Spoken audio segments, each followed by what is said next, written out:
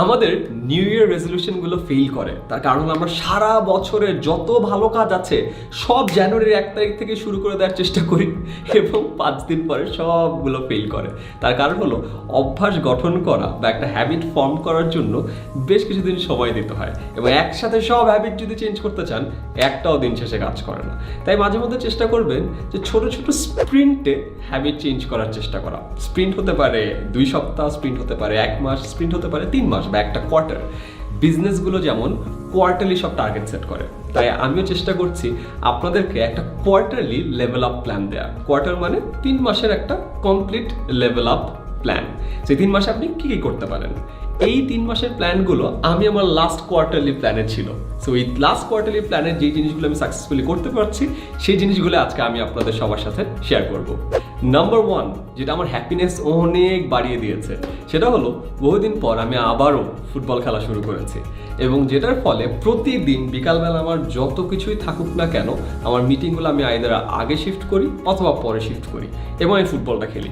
এবং ফুটবল খেলার সময় আমি একটা জিনিস খেয়াল করেছি যে এই যে 1 ঘন্টার সময় আমি আর অন্য কোনো কিছু চিন্তা করি না। এই 1 ঘন্টা আমি জাস্ট খেলি, এবং এটাতে যে কি ভালো লাগে এটা কল্পনার বাইরে। অ্যান্ড আমি ওয়েট করি যে কখন বিকালটা আসবে। এবং এটার ফলে যেটা হয়েছে, আগে সারাক্ষণ বাসায় থাকতে থাকতে কেমন যেন একটা লেথার্জিক অ্যাপ্রোচ চলে আসছিল আমার জীবনে, কেমন যেন মরমরা লাগে, যে বলে না যে গাটা একটু ম্যাচ করে। বাট খেলার ফলে ঘাটার ম্যাচও করে না, মনমরাও লাগে না, অনেক এনার্জেটিক লাগে। এবং অনেকের একটা ভুল ধারণা আছে যে খেললে তো অনেক এনার্জি চলে যায়, খেলার পরে তো আর কাজই করা যাবে না। এটা একেবারে উল্টোটা হয়। আপনি যদি বিকালবেলা খেলেন, খেলার পরে দেখবেন আপনার এনার্জি আরও বেড়ে গেছে। যেমন আমি এখন সন্ধ্যাবেলা শ্যুট করছি, একটু আগে 2 ঘন্টা খেলে আসছি, আর আমার এখন এনার্জিতে এনার্জি। আমি চাইলে আরও 2-3 ঘন্টা খেলতে পারবো বা আরও 2-3 ঘন্টা শ্যুট করতে পারবো। ট্রাই করে দেখতে পারেন। নাম্বার 2, সকালে ঘুম থেকে ওঠার অভ্যাস করা। অ্যান্ড প্লিজ, আপনি যদি সকাল 10টার থেকে ঘুম থেকে উঠেন, এক ধাক্কায় 7টার সময় এনেন না।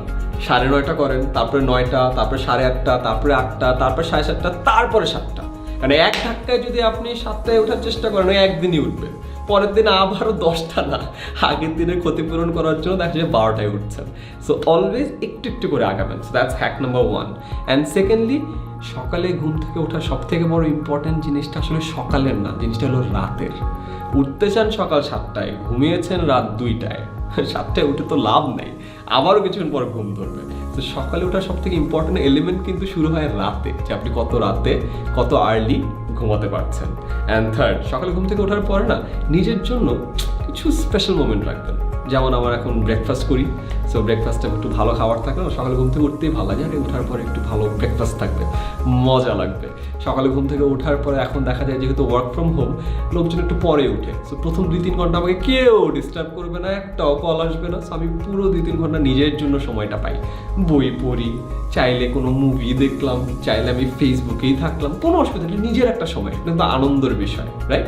তো সকালে ঘুম থেকে ওঠার জন্য আপনার নিজের জন্যই কিছু মজার জিনিসপত্র রাখবেন, তাহলে কাজে দেয়। যেমন আমার একজন আছে আমাদের 10 মিনিট স্কুলে, ও যেটা করলো লাস্ট দিন বাজার থেকে নসিলা নিয়ে আসছে। আমি বললাম যে নসিলা কেন আনছিস? তাহলে ভাই আমি নসিলা আনি নাই, নসিলা আর পাউরুটি আনছি। চকলেট নসিলাটা আছে না, ওই বাচ্চাগুলো খেতাম, খুব মজা লাগতো। বাচ্চাগুলো আম্মু বেশি খাইতে দিত না, একটু একটু করে লাগাই দিত। আমি এটা আনছি বিকজ আমি সকালবেলা ঘুম থেকে উঠতে চাই, সকালবেলা ঘুম থেকে উঠে আমি নসিলা খাবো। এই নসিলা খাওয়ার জন্য আমার এখন সকালে ঘুম থেকে ওঠা হয়। সো আপনার জন্য ইনসেন্টিভটা কি, এটা নসিলা হোক, পাউরুটি হোক আর অন্য কিছু হোক, খুঁজে বের করেন। অনেকের জন্য হয়তো এটা একটা চা হবে অথবা কফি হবে, বাট ফাইন্ড সামথিং যে ইনসেন্টিভের কারণে আপনি সকালবেলা উঠতে পারবেন। Third, start something new. অনেকেই নতুন নতুন ব্যবসা শুরু করছে। ফেসবুকে অনেকেই কেক বিক্রি করছে, বিস্কিট বিক্রি করছে, অনেকে ঘড়ি বিক্রি করছে, অনেকে পাঞ্জাবির ব্যবসা করছে, অনেকে টি শার্টের ব্যবসা করছে। আর বিশ্বাস করেন, এই জিনিসটা যখন আমি দেখি আমার যে কি ভালো লাগে, কল্পনার বাইরে। তার কারণ হলো দিন শেষে আপনি ব্যবসায় পড়েন আর বিবিএতে পড়েন আর ফাইন্যান্সে পড়েন, অ্যাকাউন্টিংয়ে পড়েন, পুঁথিগত বিদ্যা পড়ে ব্যবসার যা বুঝবেন, অ্যাকচুয়াল ব্যবসা করে তার থেকে বহু গুণে বেটার আইডিয়া হবে। তাই চেষ্টা করেন 3 মাসের জন্য অ্যাটলিস্ট কোনো কিছু একটা ট্রাই করা। আর এখন তো ব্যবসা করা অনেক সহজ। ফেসবুকে একটা পেজ খুলে সুন্দর একটু ছবি তুলে আপলোড করেই কিন্তু আপনি আপনার ব্যবসার সেলস অ্যান্ড মার্কেটিং শুরু করতে পারছেন। অ্যান্ড তারপরে অর্ডার আসা শুরু করলে আপনি নিজেই ডেলিভারি দিলেন। পরে যদি অর্ডার একটু বেশি বেড়ে যায়, তাহলে একটা ডেলিভারি পার্টনার খুঁজে নিলেন, তাহলে কিন্তু কাজ হয়ে যায়। এবং এইটার যে একটা উন্মাদনা, এটার যে একটা এক্সাইটমেন্ট, এটা না আসলে কোনো কিছুর সাথে তুলনা হয় না। ওই যে বলো না সৃষ্টির আনন্দ। সো একটা নিজের ব্যবসা নিজে তৈরি করছেন, 1000 টাকারই যখন অর্ডার আসবে না, তখন দেখবেন যে কি যে ভালো লাগছে, এটা কল্পনার বাইরে। আর 3 মাসের জন্য প্ল্যান করেন, দেখেন হইলো না হইলে নাই, বা 3 মাসে যা শিখবেন ট্রাস্ট মি, এটা অনেকদিন মাথায় থাকবে। Number 4, gratitude journal. এই আইডিয়াটা আমি আগেও শেয়ার করেছি, এই জিনিসটা আমি এখনো করি এবং অনেকে আমাকে প্রশ্ন করে, এমন ভাই আপনি কি কখনো খারাপ থাকেন না, সারাক্ষণ আসেন কেন? আমার উত্তর হলো আমি আসলেও ভালো থাকি, আসলেও আমার লাইফে হ্যাপিনেস অনেক বেশি। এবং এটা একটা ছোট্ট কাজ হলো, আমার লাইফের যেই জিনিসগুলোর প্রতি আমি কৃতজ্ঞ, সেই জিনিসগুলো আমি একটা জায়গায় লিখে রাখি। অ্যান্ড যাদের প্রতি কৃতজ্ঞ তাদেরকে আমি বলি, ইউ নো হোয়াট, তোর এই কাজে আমি অনেক হ্যাপি হয়েছি, আর থ্যাংকস আ লট, এই কাজটা আরও করিস। অথবা ভাই আপনার এই কাজের জন্য আমি অনেক উপকৃত হয়েছি, থ্যাংক ইউ সো মাচ আমাকে এই কাজটা করে দেওয়ার জন্য। মানুষকে না যখন কৃতজ্ঞতা আপনি দিবেন, তখন সেও না ওই হ্যাপিনেসটা পায়, অ্যান্ড আপনার না ওই হ্যাপিনেসটা রেডিয়েট করে, আপনি ওই জিনিসটা ফিল করবেন। সো যার যার কাছে আপনি কোনো কিছু পেয়ে খুশি হয়েছেন, তাকে এটা বলে দেন, কৃতজ্ঞতা প্রকাশ করেন। আর যদি জড়বস্তুর প্রতি কৃতজ্ঞ হন, সেটা লিখে রাখেন যে আজকে এই ভালো খাওয়ার জন্য, কই মাছের জন্য আমি অনেক খুশি হয়েছি, কারণ আজকে আমার লাঞ্চে কই মাছ ছিল, আমার খাই যে কী ভালো লাগছে, অনেকদিন পর কই মাছ পাইলাম। সো লিখে রাখবেন, দেখবেন যে আপনার হ্যাপিনেস আস্তে আস্তে অনেক বেড়ে যাবে। অ্যান্ড নাম্বার 5, ফাইনাল পয়েন্ট, নিজের উপর একটু ইনভেস্ট করেন। ইনভেস্টমেন্টটা টাকা দিয়ে না, ইনভেস্টমেন্টটা অন্যভাবে। কিভাবে? আজকে আপনার লাইফে একটু তৃপ্তি বৃদ্ধি করার জন্য কি করতে পারেন? মুভি দেখতে পারেন, হয়তো ফ্রেন্ডের সাথে আড্ডা মারতে পারেন, চায়ের টঙ্গে বসে থাকতে পারেন, ফেসবুকে স্ক্রল করতে পারেন। যেটা ইনভেস্টিং না। ইনভেস্টিং হলো সেটা যে আজকে এমন কিছু একটা করবেন যেটা ফলাফল আজকে পাবেন না, 1 বছর পরে পাবেন। এমন কি আছে যেটা আপনি নিজের লাইফের উপর করতে পারেন যেটার ফলাফল 1 বছর পরে পাবেন? চিন্তা করে দেখেন। এখন একটা ব্যবসা স্টার্ট করলে হয়তো 1 বছর পরে রিটার্ন পাবেন। এখন নতুন একটা স্কিল শিখলে হয়তো 1 বছর পর রিটার্ন পাবেন। এখন একটু কষ্ট করে 3 মাসে ইংরেজিটা শিখলে মেবি আজীবন এটা রিটার্ন পাবেন।